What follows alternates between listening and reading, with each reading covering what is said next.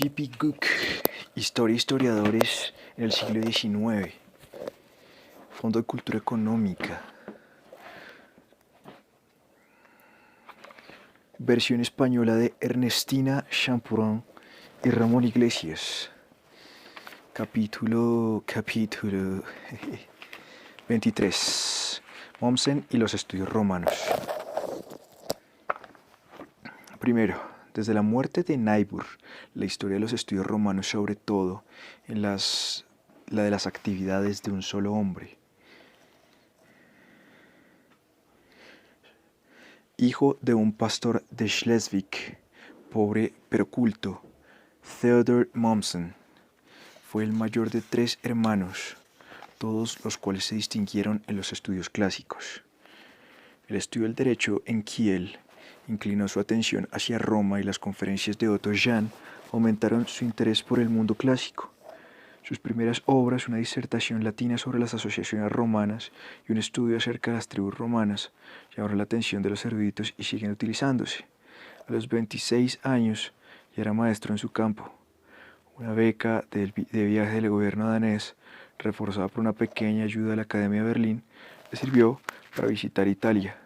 Y el itinerario italiano influyó tanto en su vida como en las de Ranke y Burckhardt. Su cuartel general en la Ciudad Eterna era el Instituto Arqueológico, fundado por Bunsen y Gerhard en 1829, e inició una estrecha amistad con su secretario, Jensen, que ya había empezado a reunir inscripciones. En su disertación sobre las asociaciones romanas, el joven erudito había expresado el deseo de disponer de un corpus de inscripciones latinas. Existía antes de 1800 una docena de colecciones, todas las cuales contenían falsificaciones. La fundación de la epigrafía latina se debía a Marini, cuya obra sobre los Fratre Arval 1795 contenía unas 1000 inscripciones desconocidas. Su ejemplo fue seguido por su discípulo Borgesi, que reconstruyó los fasti de los magistrados romanos. Después de cruzar con él alguna correspondencia, Mommsen lo visitó en su casa de San Marino, discutiendo ambos la posibilidad de un corpus latino. Se había iniciado la obra gracias sobre todo al esfuerzo privado, pero la empresa se vio interrumpida por la muerte de Kellermann, el primer editor. La Academia de Berlín invitó entonces a Otto Jahn a que se hiciera cargo de la obra, y Jahn solicitó la ayuda de su antiguo discípulo. Pero la Academia Francesa no había renunciado aún al proyecto de un corpus, y Borgesi había prometido su colaboración. En vista de la competencia, Mommsen resolvió llevar a cabo una obra independiente con las inscripciones samnitas, y por consejo de Borgesi pasó al reino napolitano. Tras prolongadas excursiones por el sur, visitó nuevamente San Marino antes de cruzar los Alpes. Cuando aparecieron en 1852 las inscripciones del reino de Nápoles, iban dedicadas a Borgesi, abre comillas, maestro, patrón, amigo, cierra comillas. Mientras buscaba inscripciones, había conservado los ojos abiertos a otros aspectos de la antigüedad. El principal resultado de su viaje a Italia, después de las inscripciones, fue el dominio de los dialectos antiguos. Sus estudios oscos, seguidos por sus dialectos italianos menores, constituyeron una aportación trascendental a la historia y la etnografía, así como los lenguajes de la Italia prerromana, y siguieron siendo clásicos hasta Bruckmann. Mommsen regresó a Kiel a tiempo para tomar parte en los agitados sucesos de 1848, Una ligera herida recibida en un motín callejero en Hamburgo le impidió unirse a sus hermanos que se presentaron como voluntarios contra Dinamarca, pero encontró una compensación ayudando a editar el Schleswig-Holstein Zeitung, órgano del gobierno provisional. El íntimo contacto con la guerra y la revolución le hizo penetrar en las fuerzas y las pasiones que edifican la historia, mientras su breve experiencia periodística le ayudaba a formarse ese estilo incisivo al que la historia romana debe mucha de su reputación. El fracaso del movimiento nacional hizo poco grata para él la atmósfera de Holstein y aceptó con gusto una invitación a la Cátedra de Derecho Romano en Leipzig, donde vivió en estrecho compañerismo con Jean y con Moritz Haupt. Pero el brazo de la reacción era muy largo y en 1851 Voigt, el primer ministro sajón, destituyó a los 3 eruditos. Mommsen aceptó una invitación para Zúrich, donde coleccionó inscripciones suizas, pero el campo era demasiado reducido y se trasladó pronto a Breslau. El origen casi occidental de la historia romana se halla relatado en una carta dirigida a Freytag. Abre comillas, en mi juventud pensé en toda clase de cosas, en el derecho penal romano, una edición de documentos jurídicos, un compendio de las pandectas, pero nunca en escritos históricos. Invitado a dictar una conferencia pública mientras estaba en Leipzig, hablé sobre los gracos Reimer y Hirzel. Los editores se hallaban presentes y 2 días más tarde me pidieron que escribiera para una serie una historia romana, cierra comillas. Abre comillas, ya es hora de emprender ese trabajo, cierra comillas, escribió a Jensen. Abre comillas, es más que nunca necesario presentar a un círculo mayor los resultados de nuestras investigaciones, cierra comillas. Un año después, en 1851 declaró que estaba abrumado ante la infinita dificultad de la obra. Su primer plan consistía en dedicar los 2 volúmenes a la República y un tercero al Imperio, pero comprendió pronto que solo podría ocuparse del último cuando se hubieran reunido las inscripciones. Entonces dedicó los 3 volúmenes a la República. Ningún otro hombre ni en Alemania ni en toda Europa poseía los conocimientos necesarios para realizar con éxito la tarea. Obedeció la orden de llenar su libro con resultados en vez de procesos. En Niebuhr, el hilo del relato se pierde con el laberinto de la disertación. En Schwegler, cada fragmento de tradición es analizado con meticuloso esmero. Mommsen solo pedía a la tradición que confirmara o ilustrara inferencias deducidas a la supervivencia de instituciones y costumbres. Al desviarse de Niebuhr, siguió la orientación de Rubino, cuyos estudios sobre la Constitución le habían impresionado profundamente, pero mientras pasa con rapidez sobre los problemas que preocupan a otros historiadores, reconstruye a grandes rasgos la etnología, las instituciones y la vida social de la Italia primitiva. El periodo propiamente histórico empieza con Pirro. El relato, acerca de Aníbal es menos notable que el de Arnold y la semblanza de los gracos carece extrañamente de simpatía. Llega a su plenitud con Mario y Sila y pinta las últimas luchas de la República con incomparable fuerza y brillantez. La historia romana hizo a Mommsen famoso en un día y se tradujo con prontitud a todos los idiomas civilizados. El mundo moderno poseía por primera vez un estudio completo de la República. La firmeza de sus pinceladas, su múltiple saber, su palpitante vitalidad y el colorido veneciano de sus retratos dejaron una impresión imborrable en todos sus lectores. Casi al mismo tiempo Grote y Mommsen introdujeron Atenas y Roma en la conciencia de la cultura del mundo moderno. Mientras el público acogía el libro con entusiasmo y los sabios confirmaban su impecable erudición, algunos especialistas se sintieron molestos al ver rechazadas viejas hipótesis y expuestas otras nuevas como si fueran hechos incontrovertibles. Otros lamentaban su carencia de serenidad y dignidad. Es realmente la obra de un político y de un periodista tanto como la de un erudito. Labienus era un mariscal napoleónico. Sila, Don Juan, Catón, Sancho Panza nos habla de los Junkers y de la alta finanza. Abre comillas, mucho podría decirse acerca del acento moderno, cierra comillas, escribió a Jensen. Abre comillas, yo quería bajar a los antiguos del pedestal fantástico en que aparecen e introducirlos en el mundo real. Por eso el cónsul tenía que convertirse en burgomaestre. Quizás haya exagerado un poco, pero mi intención era sana. Cierra comillas. Un ataque más serio y fundado se lanzó contra el último volumen. Hubo una especie de protesta general contra la concepción de los protagonistas en la escena culminante del drama. Durante sus años estudiantiles, influyeron en él fuertemente las eruditas biografías de César y de sus contemporáneos escritas por Truman. Entre comillas, la historia romana, escribía Truman, abre comillas, demuestra que las formas republicanas no le convienen al hombre de modo permanente y solo pueden durar junto a una moral pura y sencilla, no contra, sino al margen de mi voluntad. Mi libro es un elogio de la monarquía, cierra comillas.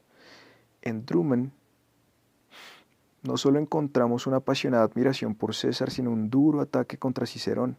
Ninguna parte de la historia romana posee una vitalidad tan indestructible como la que narra la lucha a muerte de César con sus enemigos. Pues Mommsen desciende de su torre vigía y se mezcla en la friega. Pompeyo, Cicerón y Catón son fustigados como si fueran los jefes vivos de una odiada facción política, mientras su ídolo domina la escena radiante, intacto, irresistible como salvador de la sociedad. No ama a los ángeles ineficaces, censura a Pompeyo por su falta de pasión, buena o mala. Abre comillas, había conocido a Cicerones en 1848, cierra comillas, observa al profesor Haberfield, abre comillas, que hablaban de un modo admirable y actuaban débilmente, cierra comillas. Hablaba con desdén de las honradas mediocridades del Senado. César era el hombre del destino que veía y hacía lo necesario, que no deseaba conquistar el mundo ni llamarse rey. Su fin era el renacimiento político, militar, moral e intelectual de una nación envilecida.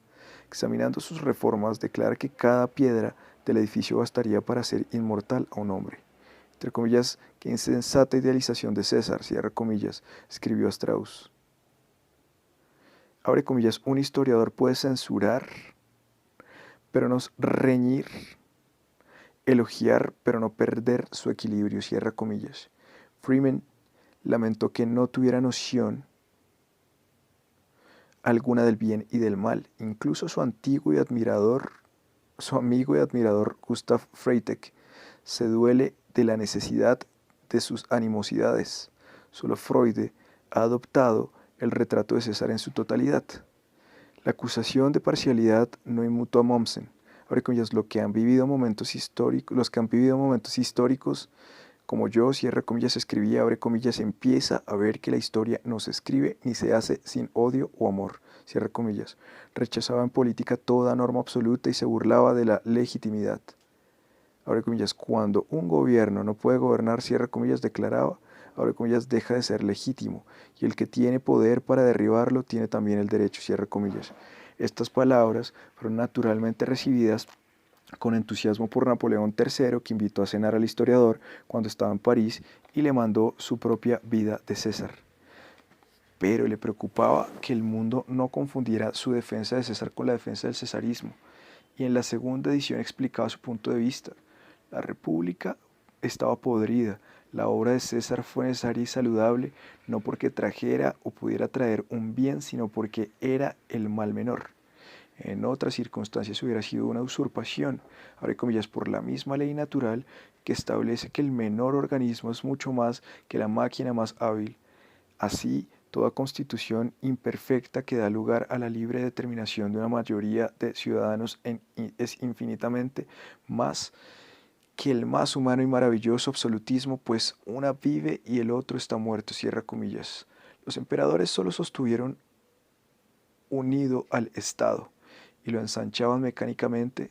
Los emperadores solo sostuvieron unido al Estado, lo ensanchaban mecánicamente mientras por dentro perdía su savia y moría. Fue preferible que dejara al libro su forma original, pues sólo así podía retener el carácter que le había dado fama mundial. Era una obra de genio y pasión, la creación de un hombre joven, y resulta hoy tan fresca y vital como cuando se escribió. El mayor testimonio a su favor consiste en que mientras los eruditos alemanes han escrito varias historias completas de Grecia, desde los tiempos de Curtius, no se ha intentado emular o superar una historia de Roma escrita hace más de medio siglo. Es brillante, en brillantez, y fuerza ninguna obra histórica en alemán, excepto la historia de Alemania de Trischke, se le aproxima. La perfección de las ediciones de las inscripciones napolitanas y samnitas había impresionado a todos los eruditos. En 1853 la Academia de Berlín otorgó a Mommsen un sueldo durante 6 años para que trabajase en el corpus. En 1858 fue llamado como miembro de la Academia en Berlín, donde recibió una cátedra. Aquí terminaron sus viajes. La inmensa amplitud de la obra, mucho más vasta que la empresa gemela de Biot, exigía un hombre que poseyera la facultad de realizar un trabajo rápido y exacto, y capaz también de inspirar y controlar a sus colegas. El primero de los gruesos folios apareció en 1863 y contenía las inscripciones republicanas editadas por Mommsen mismo y los fasti consulares editados por Jensen. El deber de cada erudito consistía en ver los originales donde fuera posible, examinar los volúmenes impresos, separar el grano de la paja del ligorio y otros malhechores, interpretar las referencias personales y locales, determinar la fecha y sugerir la reconstrucción de los pasajes mutilados. De los 20 volúmenes que aparecieron durante su vida, casi la mitad, incluyendo la Galia Cisalpina, Italia meridional, el Danubio y el Oriente, mientras que cada sección era sometida a su examen y lleva su huella. Una escuela de expertos epigrafistas, Hirschfeld, Hübner, Hülsen, Dessau, Tomaszewski,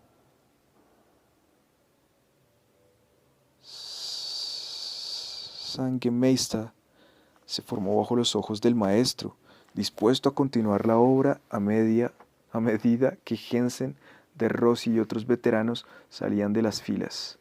El año antes de su muerte acabó de revisar las inscripciones de Oriente y en sus últimas semanas proyectaba una nueva edición del primer volumen. Había calculado unas 80.000 inscripciones, pero ese número ya se ha doblado y el nuevo material se acumula incesantemente. Nuevas ediciones y suplementos mantienen al corriente la obra, y las efemérides epigráfica, fundadas en 1872, facilitan la comunicación de los descubrimientos y la discusión de los planes. Ninguna obra ha sido más fecunda para los estudios romanos que el Corpus. Se iluminó cada sector de la vida privada y pública: administración, ciudades, ejército, tributación, religión, arte, condiciones sociales, comunicaciones. El profesor Haberfield lo ha comparado acertadamente con un descubrimiento científico esencial, y Camille Julien lo ha calificado como el mayor servicio prestado por un erudito al conocimiento del pasado. Enfrascado así en una tarea que hubiera consumido toda la energía de cualquier otro hombre, Mommsen produjo una serie de tratados, cada uno de los cuales hizo época en su correspondiente sector. El primero fue la cronología de la República, en la que se planteaba un espinoso problema apenas estudiado desde que Eideler había establecido una base astronómica en 1826. La obra, que era de naturaleza precursora, es la menos duradera de sus producciones, pero las polémicas que provocó fueron fecundas, y sobre los resultados de las discusiones de un cuarto de siglo Soltau erigió un edificio que superaba en mucho al de su maestro. La historia de la moneda, publicada en 1860, fue una obra mucho más importante. Mommsen había iniciado sus estudios de numismáticos durante su viaje a Italia y ahora intentaba un examen enciclopédico de un campo vastísimo y apenas explorado. Rendía elocuente testimonio a sus grandes predecesores, Hegel, Borghesi, pero señalaba la imperfecta calificación y lo incompleto de su obra. Por otra parte, mientras ellos escribían solamente en calidad de numismáticos, Mommsen nunca olvidó que él era historiador. Empezó con las monedas grecoasiáticas, de las que surgieron las romanas, sigue con el desenvolvimiento de Roma a Italia, desde Italia al mundo, discutiendo la circulación y duración de los tipos, los derechos de acuñación y los problemas de comercio y de la hacienda. Revisó el nuevo material destinado a la traducción francesa publicada por De Blacas, pero nunca encontró tiempo para publicar una edición revisada y la obra estaba ya anticuada. De todos modos, siguió con persistente interés el progreso de la numismática, ayudó a fundar la Zeitschrift für Numismatik y sostuvo el Corpus Numorum, regalándole el dinero que le fue ofrecido en el júbilo de su doctorado. El más importante de los libros escritos mientras que ocupaba el corpus es sin duda su tratado sobre derecho público romano, doblado en extensión la historia romana y escrito con más reserva y cuidado. El derecho público era considerado con justicia por su autor como la más grande de todas sus obras. Un trabajo tan vasto y detallado no puede alcanzar nunca la popularidad, pero su consumada erudición lo convierte en objeto de admiración y desesperación para los historiadores. Es el tratado histórico más grande que se haya escrito sobre las instituciones políticas. Iluminó toda la historia romana estudiando las maneras en que el pueblo dio forma a sus ideas de gobierno. Abre comillas, mientras la jurisprudencia ignoró el Estado y al pueblo, cierra comillas, decía, abre comillas, y la historia y la filología ignoraron el derecho, ambas llamaron vanamente a la puerta del mundo romano, cierra comillas. Uno de los secretos de su grandeza estriba en que era jurista a la vez que historiador, encontrándose tan a sus anchas en el mundo de los conceptos jurídicos como en el de los fenómenos políticos. Ya había publicado la primera edición crítica del Digesto, compañero inseparable desde entonces de todos los juristas. El derecho público formaba parte de un manual de antigüedades romanas por Mommsen y Marquardt, en el que el primero se encargaba de lo referente al Estado. La obra ocupa más de 3.000 páginas y estudia todo el curso y el sistema de gobierno y de administración romanos. Cada afirmación se apoya en argumentos y autoridades y casi la tercera parte del espacio total está ocupada por las notas. Se trata de una serie de monografías, no de una historia constitucional. Las instituciones están estudiadas por separado como miembros de un sistema orgánico de derecho público. La parte más original de la obra es la que se ocupa del Principado. Los historiadores habían visto en el régimen de Augusto una violenta ruptura con el viejo orden y la creación de un sistema que perduró virtualmente inmutable durante 3 siglos. Mommsen señalaba que su deseo fue fundar una diarquía y que concedió deliberadamente al Senado una gran participación en el poder. La dignidad de princeps no era hereditaria. El gobernante era solo el primer ciudadano, erigido sobre los demás funcionarios del Estado.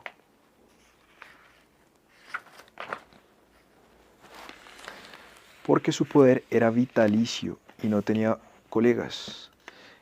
Al mando del ejército, de la marina y el gobierno de provincias seleccionadas se añadieron gradualmente nuevos poderes hasta formarse un verdadero imperio. Demostró que el sistema no era un imperio ni una monarquía, que se trataba de una nueva magistratura insertada en un viejo marco que se fundaba en un equilibrio de poder entre el príncipe y el senador, que era una solución intermedia entre la antigua oligarquía y el absolutismo del César, que hasta Diocleciano, no hizo su aparición la autocracia sin restricciones. De ese modo, Roma sufrió una evolución gradual desde el Principado hasta el Imperio. El volumen acerca del Senado repite desde el otro lado la misma historia. La teoría de Mommsen acerca de la diarquía no se ha salvado de la crítica. Garthausen ha sostenido que sobreestima el poder del Senado y subestima la tendencia del Principado a convertirse en una monarquía universal. La creencia de los romanos de que vivían bajo un gobierno personal es un testimonio más fuerte que el de ciertas supervivencias republicanas. Apareció 10 años más tarde el compacto volumen de las 1.000 páginas sobre derecho penal. Ninguna parte del vasto campo del derecho romano se hallaba tan contigua a la historia. La obra estudia los funcionarios, los procedimientos, las clases de crímenes y los castigos desde el principio de la historia romana hasta Justiniano. En el curso de su largo itinerario, el historiador arroja luz sobre muchos aspectos de la civilización romana, la moral, el matrimonio y la religión. Cuando Mommsen terminó su historia con la muerte de César, tenía la intención de continuarla después de construir una base reuniendo toda la masa de inscripciones existentes. A medida que transcurrían las décadas, el mundo dejó de esperar la obra que solo él podía escribir. Sin embargo, el historiador tardó mucho en renunciar a su idea. Después de su muerte, Se publicó un fragmento escrito en 1877 y en 1885 apareció lo que se ha considerado como el quinto volumen de la historia romana. Más aún que el derecho público, la historia de las provincias romanas de Augusto a Diocleciano se basaba en el corpus. Un mundo desaparecido se reconstruía gracias al genio de un solo hombre, y fue posible estimar el verdadero carácter y la influencia del imperio. Los escritores que le precedieron lo habían visto por fuerza con los ojos de los historiadores y satíricos romanos, los cuales situaban la personalidad del gobernante en primer plano. Mommsen realizó la obra de establecer que Roma no era el imperio y que las crueldades y excentricidades del monarca producían poco efecto en la inmensa extensión del mundo romano. El indiscutible resultado de sus investigaciones fue mostrar que los espeluznantes horrores de la capital no eran de ningún modo un fenómeno típico. La autoridad de Tácito antes de Mommsen equivalía a la de Tito Livio antes de Niebuhr. La leyenda consagrada por Gibbon, el contraste entre los siglos I y II, la edad de Tiberio y la de los Antoninos, fue barrida. Las provincias, declara el historiador, disfrutaban de una tarde tolerable tras un día sofocante, pues la obra más grande del imperio consistió en proporcionar 3 siglos de paz. A la tradición de una era de despotismo y decadencia sustituyó un cuadro de un orden estable del que surgiría la civilización occidental. En segundo lugar, reveló la naturaleza exacta de la máquina administrativa. Nos habla de la política de expansión y la política de tope. Las tierras fronterizas y los estados vasallos, el sistema militar, las guarniciones, las ciudades, los impuestos y el comercio. Es en realidad un nomenclátor del imperio que omite a Italia. El capítulo británico, para el que escaseaban las inscripciones, es pobre e incompleto. No es mucho más adecuado al ocuparse de España. Pero estos solo constituyen una pequeña parte de la obra en la que cada capítulo representa una sólida aportación al saber y en la que casi todos son obras maestras. Se hallaba en su mejor forma en los países cuyas inscripciones había editado personalmente, como las tierras del Danubio y del Asia Menor. La sección dedicada a Grecia es notable por su discusión de las causas de la decadencia, aunque Nioldeke tachó de demasiado oscura la descripción de la cultura helenística. Su modo de tratar a los judíos mereció un elogio universal. La contagiosa vivacidad de la historia romana ha desaparecido. El autor se permite rara vez ser pintoresco y el elemento humano está ausente. Es un estudio desinteresado de un sistema de gobierno, un relato de luchas y pasiones. Hubiera ganado con una visión de conjunto de la política y la administración provinciales, una discusión de las relaciones del gobierno local con el central, un examen de las fuerzas sociales y económicas, pero sus ideas principales pueden entresacarse sin dificultad. El incomparable valor del derecho público y de la provincia romana aumenta el sentimiento de que este gran historiador no haya coronado nunca su obra. Deberíamos poseer una maravillosa galería de retratos de los emperadores, una exposición magistral del lugar del derecho romano en el sistema imperial, una brillante descripción del desarrollo y las persecuciones del cristianismo. Estaba tan completamente preparado y trabajaba con tan asombrosa rapidez que un boceto en la misma escala que la historia romana no hubiera mermado excesivamente su tiempo. Los últimos años de la vida del historiador estuvieron en gran parte dedicados al estudio de textos. La más celebrada de sus ediciones fue el Testamento de Augusto. El original, que estaba en Roma, se había perdido, pero una copia casi perfecta había sido descubierta en Ancira, en el Asia Menor, por Busquec, en el siglo XVI. Hasta la expedición francesa de Perrault en 1861 no fue posible una edición crítica. Conforme a esa versión, Mommsen imprimió la inscripción en el corpus y fue reeditado como volumen separado en 1865, pero aún faltaba parte de la traducción griega. En 1882, Hauman fue elegido para descubrir las partes ocultas y vaciar un molde en yeso de todo el conjunto. Con el refuerzo de este nuevo material, Mommsen publicó una nueva edición con un comentario revisado. surgió una viva polémica respecto al origen de la más famosa de todas las inscripciones. El mismo editor sostenía que había sido erigida en tiempos de Augusto, mientras todos otros afirmaban que había sido redactada por él y grabada por su sucesor con las adiciones necesarias. La inapreciable inscripción del Ara Pacis, descubierta en Roma en 1890, no presentaba esas dificultades.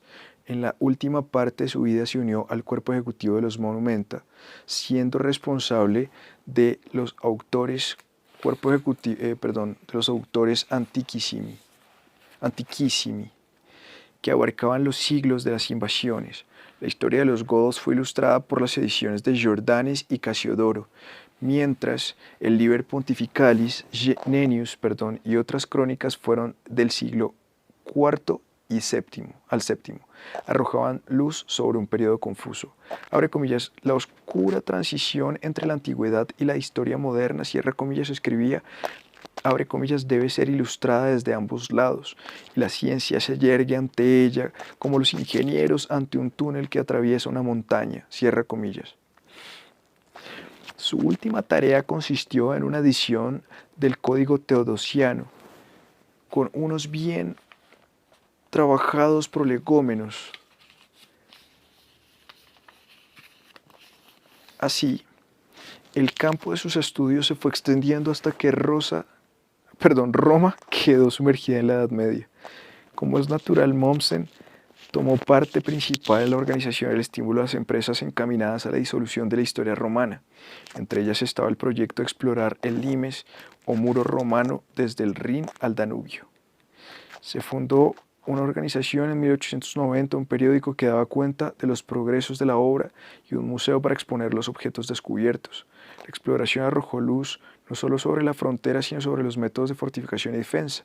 La segunda obra por la que se interesó vivamente fue la prosopografía o diccionario biográfico basado casi por completo en el corpus y compilado por su amigo y colega Dessau bajo los auspicios de la Academia de Berlín. Saludó con júbilo la obra de los precursores, aunque ya era un anciano cuando empezó a comprenderse la importancia de los papiros. Su discípulo Wilken, gran sacerdote de aquel culto, testifica que fue uno de los primeros en darse cuenta del significado de aquellos trapos oscuros. La nueva ciencia alcanzaba a la propia obra, sobre todo en relación con la provincia romana de Egipto. Ayudó a fundar una publicación especial, mientras el proyecto de un corpus papirorum flotaba en su mente. Deseaba que los eruditos de todos los países colaboraran en la empresa demasiado vastas para los recursos de un solo Estado. Una de ellas fue un Thesaurus Linguae Latinae, historia de cada palabra latina hasta el siglo VI. En 1892 se esforzó en unir las academias de Alemania y Austria para empresas semejantes y redactó los estatutos de una federación. Pero la Academia de Berlín, aunque aprobaba la cooperación en el Thesaurus, rechazó su plan de una unión más estrecha. Esta decisión no decepcionó, pero sus esfuerzos abrieron camino a la Asociación Internacional de Academias, que celebró su primera reunión en París en 1901. La visión del anciano historiador se hacía cada vez más amplia. Sus ojos no se nublaban ni decía su fuerza natural. Seguía ávidamente los sensacionales descubrimientos que revelaron las civilizaciones del Oriente y situaron a Grecia y a Roma en una nueva perspectiva.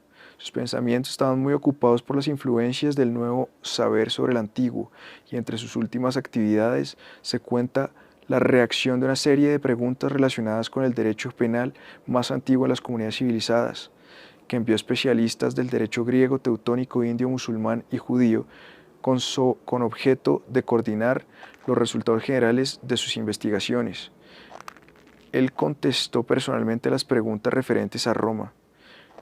Uno de los elementos que contribuyen a su grandeza como historiador es su vivo interés por todos los aspectos de la vida. El príncipe de los eruditos era al mismo tiempo un activo político y un caudillo del pensamiento. Sus ojos brillantes y su rostro vivaz expresaba cada emoción de un temperamento vibrante de pasión y entusiasmo. Había luchado con su pluma en 1848, sacrificando a sus convicciones, su posición en Kiel y en Leipzig. En 1861 entró en el Parlamento prusiano como miembro del Partido Progresista. En 1881 fue miembro del Reichstag, uniéndose al Partido Radical dirigido por su amigo Bamberger, el cual se había separado de los nacionales liberales cuando Bismarck introdujo la protección aduanera. Era de los que creían firmemente que la unificación de Alemania imponía el deber de elevar su cultura, y en su alocución rectoral en 1874 declaró que los alemanes no podían descansar sobre sus laureles. Pero como Ranke se vio defraudado ante lo que llamaba las tendencias deshumanizadoras de los tiempos, se resistió firmemente a la virulenta irrupción del antisemitismo encabezada por Stoker y Trischke. Denunció a los agrarios como especuladores de trigo y borrachos. Cuando calificó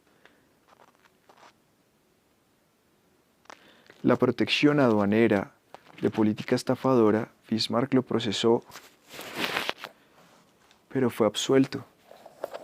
Se opuso al movimiento colonial tachándolo de jingoísmo y a la ley escolar Sedlitz por su oscurantismo. Hijo de la Ilustración, se resistía contra toda infracción de la libertad en la ciencia, la literatura y el arte. Su último discurso político fue un resonante ataque contra el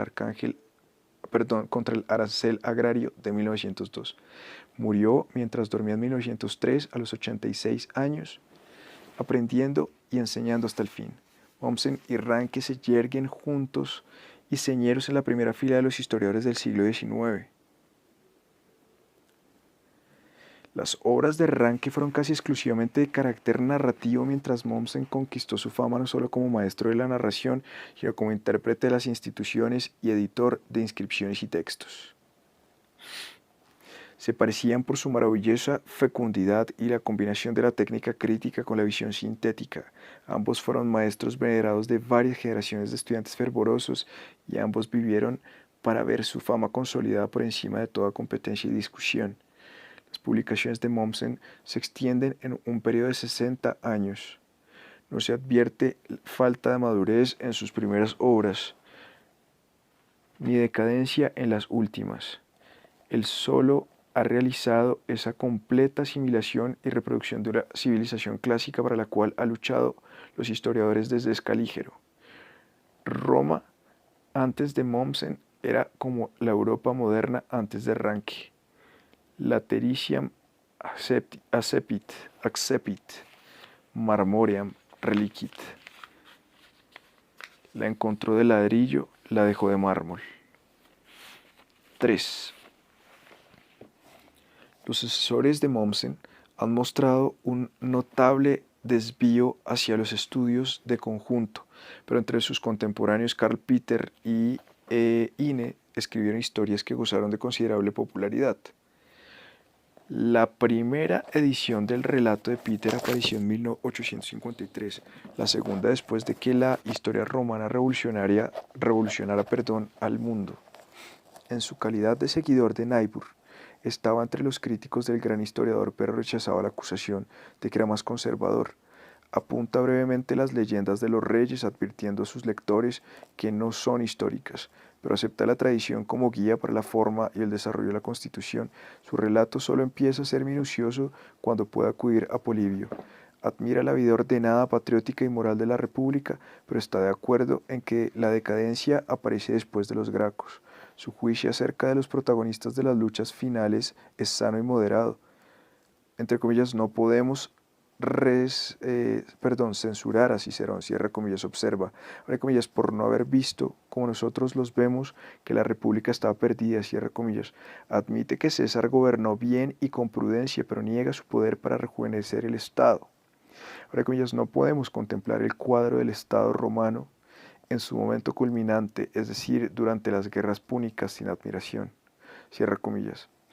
Pero sus conquistas los llevaron a su propia destrucción, y el siglo de guerras civiles destruyó al respeto a la ley. Las ruinas del antiguo carácter romano fueron acabadas de derribar por Augusto y Tiberio, y pisoteadas por Calígula, Claudio y Nerón. Un relato más popular fue el de Ine, que se limitó a la República,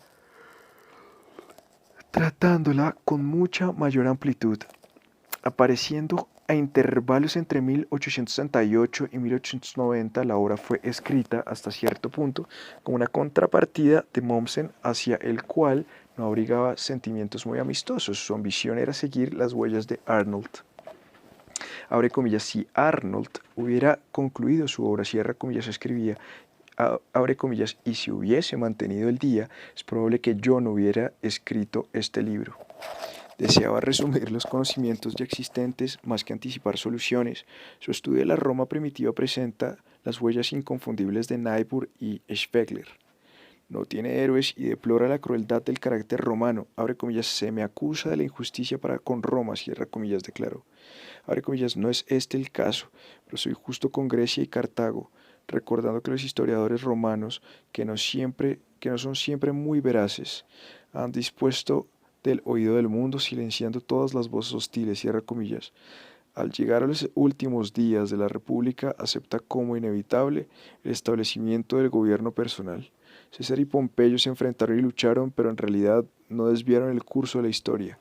Abre comillas, la República no cayó por decisión o ambición de César. Si hubiera muerto antes, la República habría encontrado de todos modos un dueño. Resolvió el problema sin pasión, con grandeza y elevación de espíritu, cierra comillas.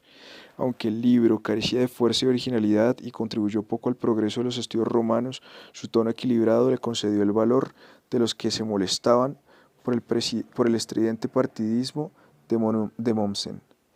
Fuera de Alemania, la historia de los más altos vuelos fue escrita por Duruy, el culto ministro de Napoleón III. Los dos primeros volúmenes se publicaron entre 1843 y 1844, pero aunque el tercero y el cuarto estaban ya preparados en 1850, se retrasaron hasta 1872 porque elogiaban a César, y al imperio.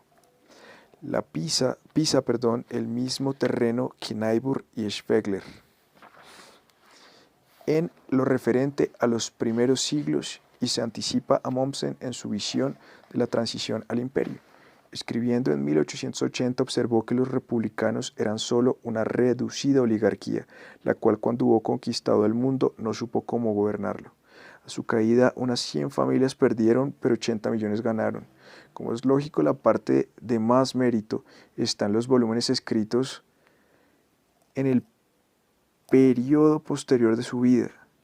Duruy utilizó plenamente las inscripciones y compartió el punto de vista de Mommsen acerca de los servicios prestados a la civilización por el imperio.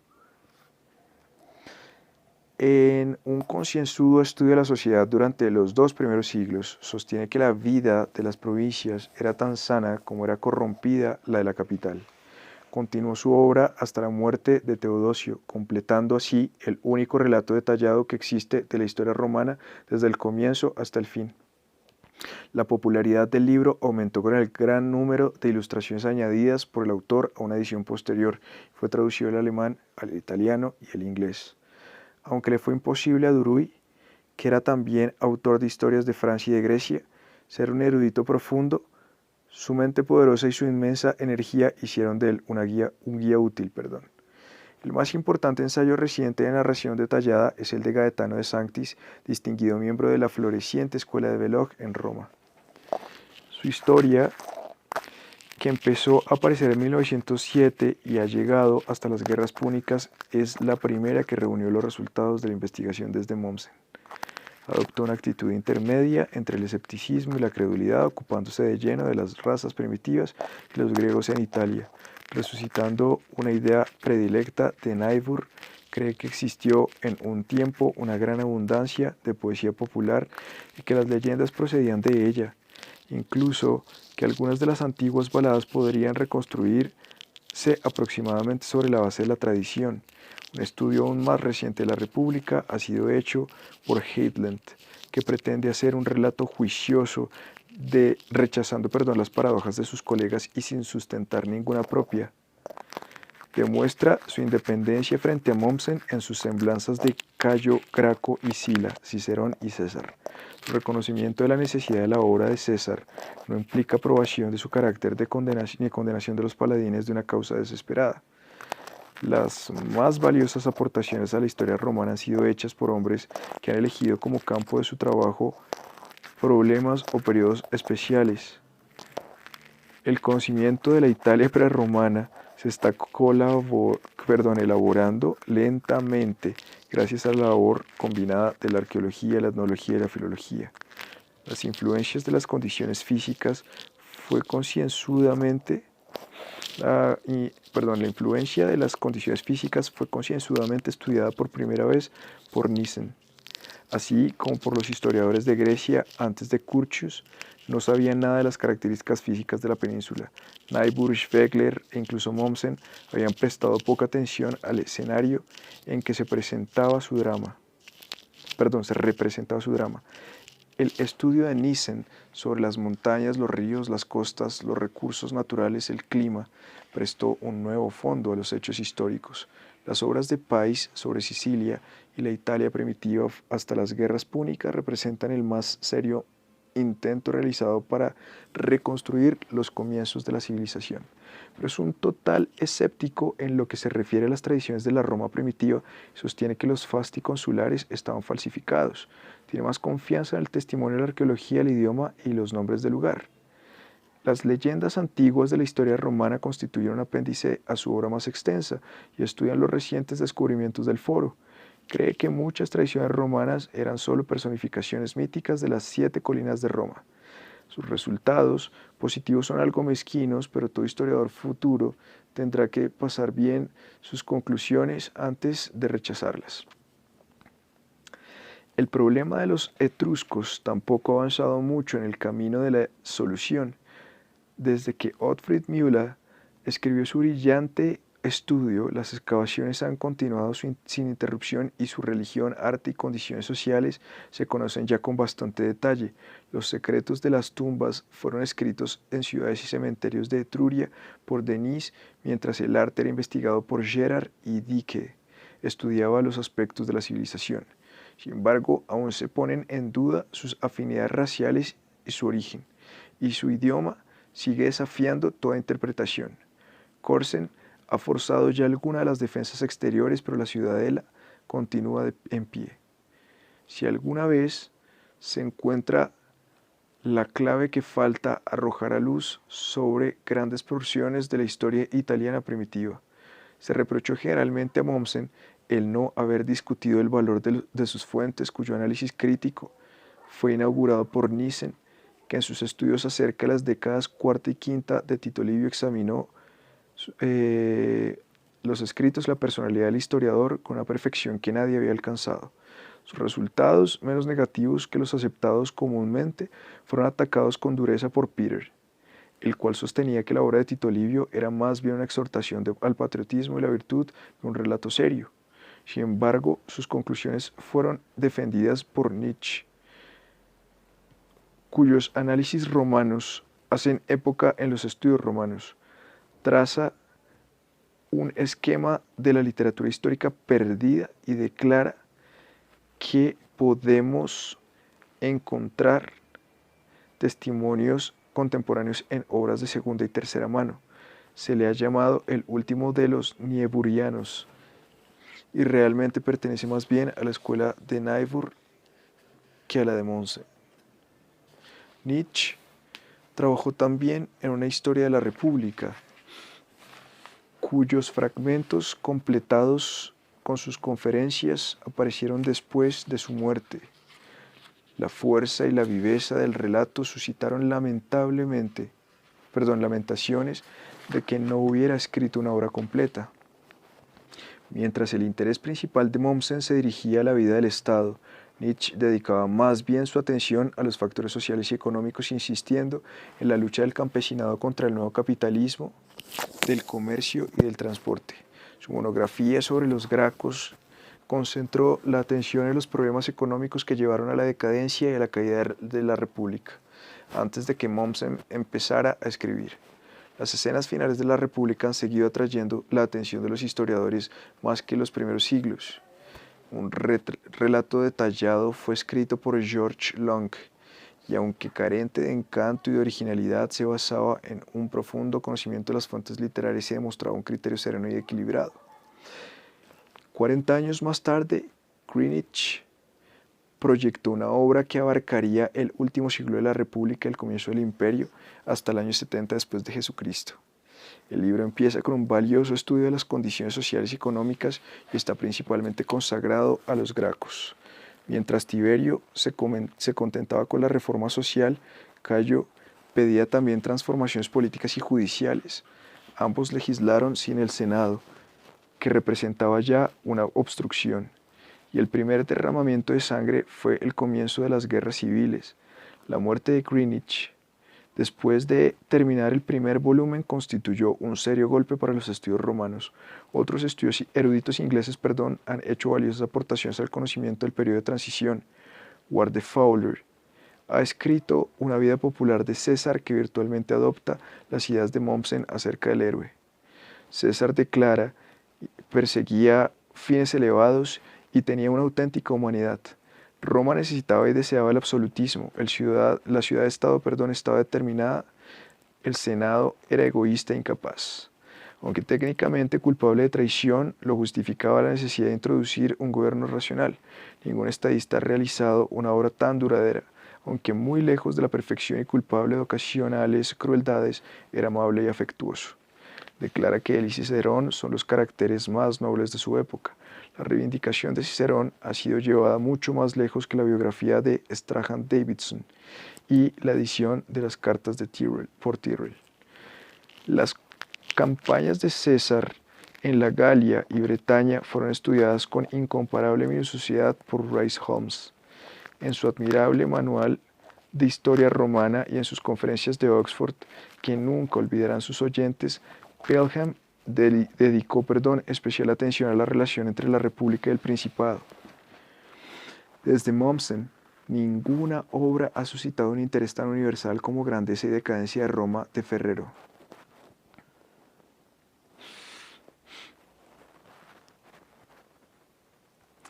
Aunque ha sido recibida fríamente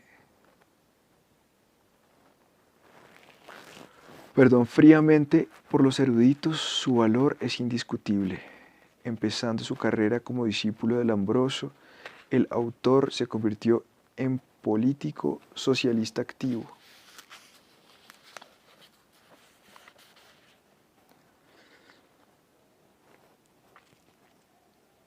Y desde el punto de vista de un sociólogo emprendió el estudio del mundo antiguo. Achaca la caída de la República al advenimiento de la era mercantil en una antigua sociedad agrícola y aristocrática. La caída de Cartago fue seguida por una afluencia de riquezas que llevó al aumento del lujo y a un nivel más alto de necesidades. El conflicto entre ricos y pobres se agudizó.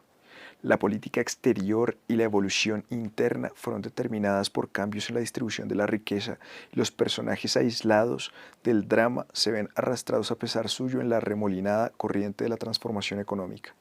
De ese modo, el periodo crítico de la historia romana representa sobre todo un problema económico, una lucha de fuerzas económicas más que de caudillos o partidos políticos. La República no fue asesinada por Sila ni por César, sino por el imperialismo.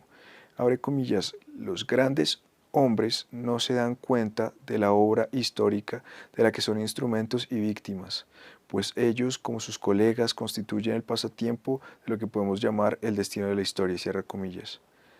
A la antigua visión de soldados en lucha unos con otros por el poder, se sustituía el conflicto de hombres con un destino demasiado fuerte para ellos. Ferrero es aún más audaz que Mommsen en sus esfuerzos por visualizar el pasado. Compara a los romanos de la Primera República con los Boers, a Lúculo con Napoleón, a César con un jefe del Partido Demócrata Americano, al poder de Augusto con el del presidente de los Estados Unidos. Pero estas y otras comparaciones, aunque irriten al erudito por su falta de exactitud, atraen lectores que huyen de otras menos sensacionales. El relato se hace más detallado a la muerte de Sila.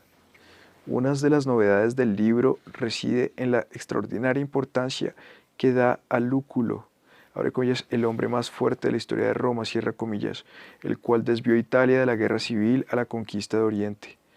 Pero solo fue una diversión temporal y pronto surgieron disputas acerca del botín. Censura la fanática admiración de Mommsen por César y sostiene que su política fue la de un oportunista consumado. Era el, entre comillas, instrumento inconsciente del destino en una inmensa obra, cierra comillas, pero nunca vio la meta ni presintió el significado de sus propias empresas. Luchó en Galia porque no había otro sitio donde pelear, ignorando el hecho de que su conquista sería el comienzo de la historia europea. Fue por encima de todo un destructor y no fundó nada duradero. Así como César dormía la primera mitad del libro, su sobrino prevalece en la segunda. Mientras casi todos los críticos creen en que Mommsen subestimó el poder de el Princeps, Ferrero afirma que lo exageraba. Augusto surge en sus páginas como un hombre de mediano calibre y de visión limitada, cobarde y nervioso en un principio, aunque su mente y su voluntad se afirmen en años posteriores. No era el sucesor, sino la antítesis de César. El régimen de Augusto no fue una monarquía ni siquiera una dinastía. Deseaba colocar nuevamente el Estado bajo la dirección del Senado y dar a ese último la ayuda de un moderador.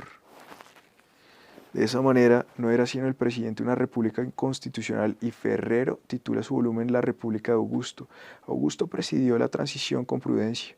El imperio no era extraordinariamente malo ni especialmente feliz. Sus estudios de los caracteres y sus juicios acerca de los gobiernos son flojos.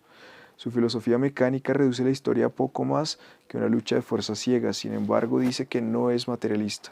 Declara que las crisis políticas, económicas y sociales de Roma dependían de la transformación de las costumbres causada por el aumento de riquezas, de gastos y de necesidades, la cual era en esencia una transformación psicológica.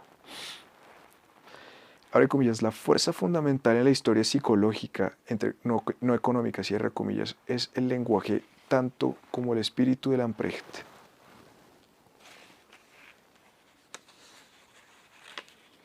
La clave de la historia romana es, entre comillas, el aumento automático de las ambiciones y los deseos, cierra comillas. La mezcla del Oriente y de Occidente fue a un tiempo la gloria y la debilidad de Roma. La corrupción de Roma se ha exagerado grandemente. En realidad solo existía el aumento de riqueza y las necesidades que estamos presenciando ahora.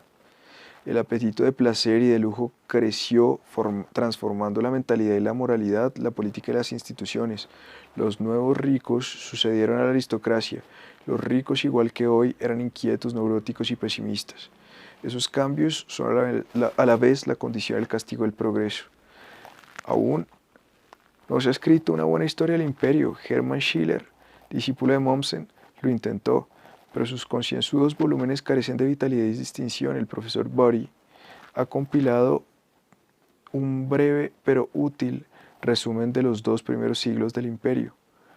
Las semblanzas de los emperadores de Domashevsky son indignas de su alta reputación. Entre las monografías sobre los Césares, el monumental estudio de la vida y la obra de Augusto por Garthausen ocupa el primer lugar. La rehabilitación de Tiberio se ha continuado con algún éxito y Wilrich ha hecho inteligible a Calígula. La notable monografía de Henderson sobre Nerón es un modelo de reacción contra las concepciones tradicionales del imperio y también se ha intentado rescatar la memoria de Heliogábalo. Gregorovius consagró a Adriano un agradable volumen. El estudio detallado de las provincias a la luz de las inscripciones, las monedas y la arqueología ha progresado considerablemente. El análisis de la administración imperial por Otto Hirschfeld añadió nuevos detalles a la descripción de su maestro, Fustel de Coulanges, en la Galia romana descrita por Camille Jullian como el mejor libro sobre la historia romana desde Montesquieu presenta un magistral estudio de las instituciones del imperio. El mismo Camille Jullian Después de conquistar fama con su imperio, con su vigoroso estudio de Vercingetorix, trabajó en un estudio enciclopédico de la Galia romana. El profesor Haberfield ha dedicado su vida a la Britania romana. El jurista austríaco Mitteis ha consagrado una monografía de monumental erudición basada en papiros e inscripciones a la transición del derecho helénico al derecho romano en las provincias orientales. Renier coleccionó las inscripciones de Argelia enseñando métodos exactos desde su cátedra en el Colegio de Francia. En las expertas manos de Chicorius, los relieves de la columna de Trajano en Roma han producido una rica cosecha para la administración militar y la geografía del imperio. Aunque la historia constitucional de Roma, a quien más debe es a Mommsen, otros eruditos trabajando en campos independientes han hecho también valiosas aportaciones. La primera exploración a fondo de las instituciones de la República se llevó a cabo en las antigüedades romanas de Ludwig Lange. Su cautela contrasta de modo notable con el ímpetu y la servidumbre de Mommsen. Es una reseña de derecho público que intentaba presentar el gobierno, una reseña del derecho público que intentaba presentar el gobierno romano como un organismo. Lange defendía su método sosteniendo que de seguir el rumbo señalado por Mommsen era fácil sacrificar los hechos concretos a la simetría jurídica. Ambos métodos eran necesarios y el de Mommsen solo resultaba posible con la base erigida por trabajadores de otra escuela. El derecho público encontró un crítico aún más hostil en Madvig. El gran erudito danés había estudiado derecho en su juventud abandonándolo pronto por los textos latinos. En su ancianidad, cuando la ceguera dio fin a sus estudios predilectos, dictó sus volúmenes sobre la Constitución. Empezar con la magistratura declaró pasando por alto el Senado y el pueblo equivalía a poner el tejado antes de los cimientos. Mommsen explicaba las formas políticas mediante teorías modernas, y algunas de sus hipótesis eran forzadas y fantásticas. Madvig rechazaba totalmente el intento de recuperar los conceptos que pudieran por sí solos darnos una honda penetración en las instituciones y en sus relaciones mutuas. Trata el imperio por el sistema antiguo como falto de todo carácter constitucional. No pretende suministrar nuevo material y es descriptivo, no interpretativo. Por haber prescindido de las inscripciones, fue obra calificada de Hirschfeld, de pasada de moda ya antes de su publicación. La actitud intermedia entre las escuelas descriptiva y jurídica es la adoptada por Herzog en su Historia y Sistema de la Constitución Romana, que insistía sobre la necesidad de captar el espíritu del derecho público romano, a la vez que discutía el éxito de la empresa de Mommsen. A diferencia de este, Herzog relata el desarrollo de la Constitución como un conjunto en su desenvolvimiento histórico. Más importante que ninguna de otras obras es el estudio de Willem sobre el Senado, original sin temeridades, dominando de igual modo la historia del derecho. La obra monumental del erudito belga constituye una de las más valiosas aportaciones a la historia romana. La vida y la cultura se han estudiado con empeño, pero la enorme escasez de materiales hace casi imposible la reconstrucción de la civilización en los comienzos de la República. El intento más audaz se debe a Fustel de Coulanges, que presentó una interpretación completa de la civilización romana basada en la religión. El culto de la familia, declaraba en la ciudad antigua, era la piedra angular del edificio. La primitiva sociedad romana, fundada sobre una base religiosa, era sencilla y pura. Con la disolución de la familia vino la decadencia de la república. Aunque Fustel simplificaba en demasía un problema complejo e intentaba abrir la puerta a la vida de siglos con una sola llave maestra, presentó una reconstrucción extraordinariamente sucesiva de la sociedad. Wissowa y Ward Fowler han trazado unos cuantos menos armoniosos pero más convincentes de la vida y el pensamiento religiosos. Muchos aspectos de la civilización del imperio han sido temas de 3 obras de gran importancia, aspectos de la sociedad fueron iluminados por la sólida erudición de Marquardt. La civilización del imperio ha sido tema de 3 obras de gran importancia. La historia de las costumbres de Friedlander, publicado en 1860, se convirtió enseguida en un clásico europeo. Revisada por un grupo de especialistas después de morir su autor, ofrece aún el cuadro más completo de la civilización romana desde Augusto hasta el fin de los antoninos. Le siguen cronológicamente los fascinadores estudios de Gastón Foicier, cuya religión romana discutía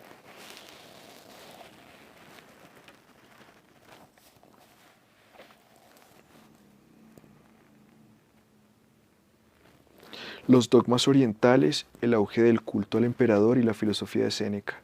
Su última obra, El fin del paganismo, continúa el relato. La vida interna del imperio ha sido más recientemente interpretada por Dill, cuyos enjundiosos volúmenes sobre la sociedad romana durante los siglos II y IV se distinguen por su penetración y saber. El imperio se ha beneficiado también con las obras de Renan y de Harnack, Newman, Ramsay, las excavaciones de Rossi, de las catacumbas y los trascendentales estudios de Comón sobre el culto de Mithra. Ningún sector se ha cultivado tan asiduamente como la arqueología de Roma, la excavación parcial del fondo por Fea. Durante la ocupación francesa dio a la investigación el ímpetu necesario, y en los años de la restauración Nivi y Canina trabajaron a la reconstrucción de la ciudad. Las obras sistemáticas empezaron con la descripción de la ciudad de Roma, de Bunsen, y los magistrales apuntes de Becker en sus antigüedades romanas. Sin embargo, se tardó mucho en aplicar universalmente los métodos científicos. Los vivaces volúmenes de Ampère, tan favorecidos en un tiempo por las turistas, carecían en absoluto de sentido crítico. Parker, como Dyer, aceptaba las fábulas de Tito Livio, pero el valor de su colección de fotografías de las ruinas clásicas no sufrió por ello. La fama de la erudición inglesa fue restablecida por Burne y Middleton. Sin embargo, fueron eruditos alemanes e italianos quienes reconstruyeron la historia y la forma de la antigua Roma. La topografía romana de Jordan, discípulo de Moritz Haupt, señaló el primer congreso decisivo desde Bunsen. En los últimos años, las excavaciones de Boney en el Foro y el Palatino han obtenido resultados sensacionales. En 1876 se fundó un diario de las excavaciones y los descubrimientos han sido popularizados por Lanzini y Olsen. Ya ha empezado la exploración de Ostia.